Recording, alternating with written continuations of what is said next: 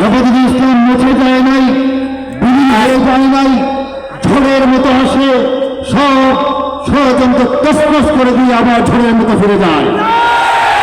আজকে বাংলাদেশের প্রত্যেকটা সীমান্ত আমেরিকা, চীন, ইন্ডিয়া সহ পৃথিবীর আধিপত্যবাদ সাম্রাজ্যবাদী শক্তির করাল থাবায় আক্রান্ত হওয়ার সম্ভাবনা দেখা দিয়েছে, ঠিক কিনা বলেন?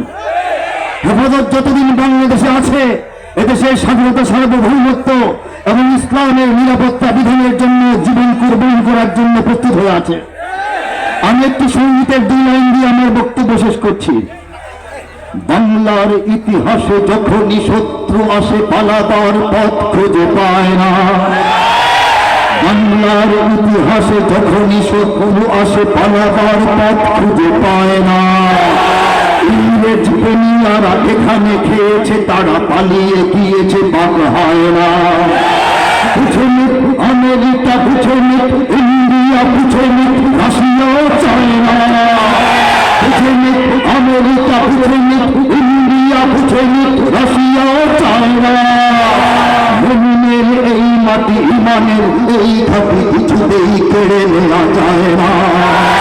মুমিনের এই মাটি, ইমানের এই ঘাটি কিছুতেই কেড়ে নেওয়া যায় না। সাহাবায়ে কেরামের আগমনে এই দেশ হাজারো বছর আগে ধন্য।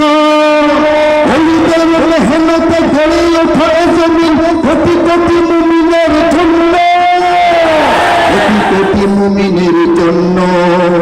এই মাটির ভাজে ভাজে শহীদের খুন আছে, এ জমিন কখনো শুকায় না।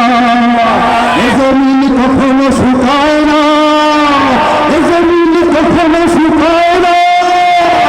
মুমিনের এই মাটি, ইমানের এই ঘাটি কিছুতেই কেড়ে নেওয়া যায় না, যায় না, না, না। মুমিনের এই মাটি, ইমানের এই ঘাটি কিছুতেই কেড়ে নেওয়া যায় না।